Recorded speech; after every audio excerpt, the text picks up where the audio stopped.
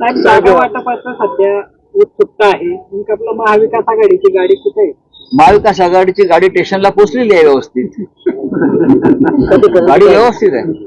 तर जळगाव जिल्ह्यातली जागा वाटपासंदर्भात उत्सुकता आहे. तुमचे विरोधक गुलाबराव पाटील टीका करतात की उमेदवार आयात करण्याची वेळ ठाकरे गटावर येणार आहे. असं आहे की गुलाबराव पाटील जे इकडले आमदार आहेत, मंत्री आहेत, त्यांनी त्याची चिंता करू नये. पण तुमचा पराभव निश्चित आहे हे त्यांनी फक्त याची चिंता करावी. गुलाबराव पाटील हे पुन्हा विधानसभेत जाणार नाही. आम्ही उमेदवार आयात करू किंवा निर्यात करू, पण तुमचा पराभव निश्चित आहे. त्यांनी म्हटलं की संजय राऊतांनी शिवसेनेचा पोवाडा केला आणि त्यांचाही पोवाडा होणार आहे, तुमचा पोवाडा होणार आहे. ते पोवाड्याची चेष्टा करतात. छत्रपती शिवरायांच्या इतिहासात पोवाड्याला फार महत्व आहे. जे शूर असतात त्यांचा संबंध पोवाड्याशी जोडला जातो. बरं, हे जे असे लोक आहेत गद्दार बेईमान, त्यांच्यावरती कधी कोणी पोवाडे रचले नाहीत. गुलाबराव पाटलावरती कधी कोणी पोवाडा रचणार नाही. पण जे हुकुमशाही विरुद्ध लढले या देशामध्ये, महाराष्ट्राच्या स्वाभिमानासाठी लढले, त्यांच्यावर नक्कीच लोक 4 ओळी इतिहासात लिहून ठेवतील. ते म्हणतायत हा रेडा मान द्यायला तयार आहे, त्यांनी तलवार घेऊन यावं. हा रेडा मान द्यायला तयार आहे, त्यांनी तलवार घेऊन यावं. त्याला कोणी म्हटलं रेडा आहे? आम्ही डुकरं मारत नाही म्हणा.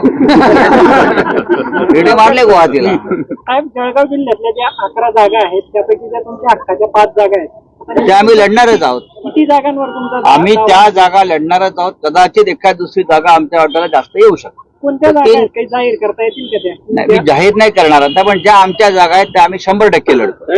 मशाल चाळीसगाव, जळगाव ग्रामीण आणि पारोळा एरंडोली या 3 जागांवर राष्ट्रवादी शरद पवार गटाने पण दावा केलेला आहे. हा दावा करण्याचा प्रश्न नाहीये. प्रत्येक जो पक्ष असतो तो आपापल्या कार्यकर्त्यांशी चर्चा करतो. आपली ताकद त्या जमिनीवर किती आहे त्याचं असेसमेंट करतो आणि त्यानंतर निर्णय घेतो. आणि आम्ही एकत्र बसून त्याच्यावरती चर्चा करतो आणि निर्णय घेतो. पण काही ठिकाणी परिस्थिती अशी आहे की ज्या ठिकाणी तुमचा दावा आहे तिथे तुमची ताकद आता या घडीला तरी कमी दिसते, काही ठिकाणी त्यांची ताकद कमी दिसते, बंडखोरी होऊ शकते. ते मला असं वाटत नाही. कोणाची किती ताकद आहे त्याच्यासाठी कुठला आम्ही तागडी घेऊन बसलेलो नाही. तराजू नाही आमच्याकडे. आम्ही एकत्र बसू आणि जो जिथे जिंकेल त्याच्यासाठी जागा सुटली जाईल. जाहीर केले तुम्ही दावा करतायत जळगाव ग्रामीण, एरंडोल, पारोळा, परत मुक्ताईनगर, जामनेर या ठिकाणी जयंत पाटलांनी इथे जळगाव 3 उमेदवार जाहीर केले. नाही, मला तसं वाटत नाही. जयंतराव फार संयमी आणि समंजस नेते आहेत. आता जळगाव ग्रामीण तर शिवसेनेचं अनेक वर्ष आम्ही जिंकणारी जागा आहोत. तिथे आमचे आमदार जरी गद्दार बेईमान झाले असले तरी जागा आमचीच आहे. इकडली जनता वर्षानुवर्ष बाळासाहेब ठाकरेंच्या शिवसेनेला मतदान करते. ते काय कुठल्या एखाद्या डुप्लिकेट शिवसेनेला मतदान करणार नाही. एकमेकांच्या सहकार्यानं महाविकास आघाडीमध्ये आम्ही निवडणुका लढू. साहेब, आता जळगाव ग्रामीणचा तुम्ही विषय काढला त्या ठिकाणी ठीक आहे, ती तुमची जागा आहे, पण आता त्या ठिकाणी शरद पवार गटाचे गुलाबराव देवकर जे माजी मंत्री आहेत ते स्वतः तयारी करतायत. इथे निवडणूक मशालीवरच लढली जाईल.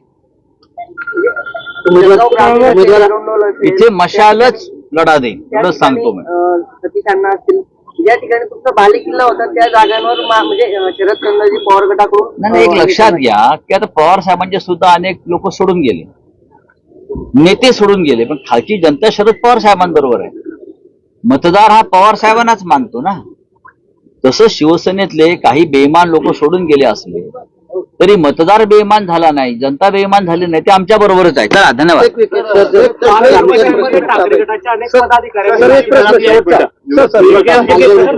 जळगावमध्ये महायुती मंत्री आहेत, आमदार बहुतांश महायुतीचे आहेत. निवडणुका जवळ येत आहेत आणि मीडियाला मोठ्या प्रमाणात पाकिटं त्यांनी सुरू केलेली आहे, आमिष दिली जात आहेत. तुम्ही एक संपादक आहात तर तुम्ही काय बोलत यावं? 2.5 वर्षामध्ये या महाराष्ट्राच्या राजकारणामध्ये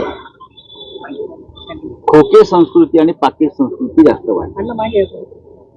आमदार, खासदार, पदाधिकाऱ्यांसाठी खोके आले. ही भाषा कधी या राज्यात आली नव्हती.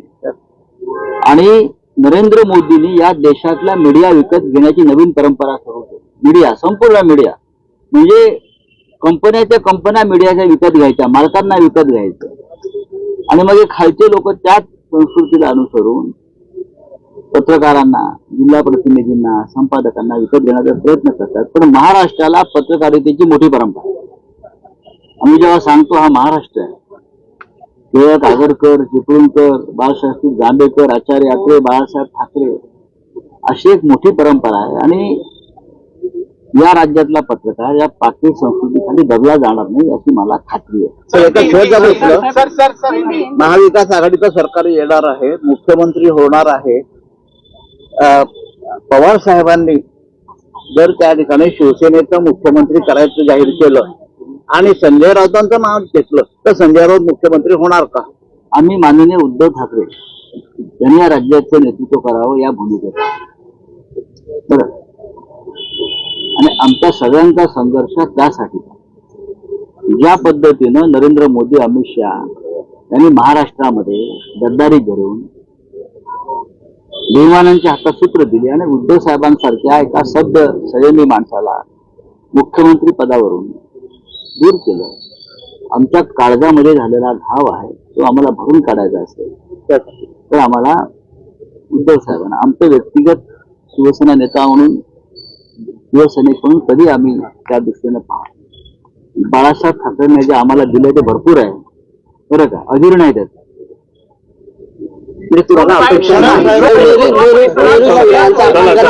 राहुल गांधींनी दिलं त्यामुळे आधी त्यांनी शिवरायांची माफी मागण्याचा अधिकार त्यांना नाही. नेहरू गांधी शिवरायांचं अपमान करणारं पुस्तक लिहिलं, त्या राहुल गांधींनी आधी माफी मागावी नंतर शिवरायांवर बोलावं असं फडणवीस म्हटलं. पंडित नेहरूंनी माफी मागितलेली आहे, त्यांना इतिहास माहित नाही. पंडित नेहरूंनी माफी मागितलेली आहे. खरं म्हणजे महाराष्ट्रात जो छत्रपती शिवाजी महाराजांचा पुतळा भ्रष्टाचारामुळे कोसळलेला आहे त्यासाठी भारतीय जनता पक्षानं सरकारचा राजीनामा दिला पाहिजे. चला.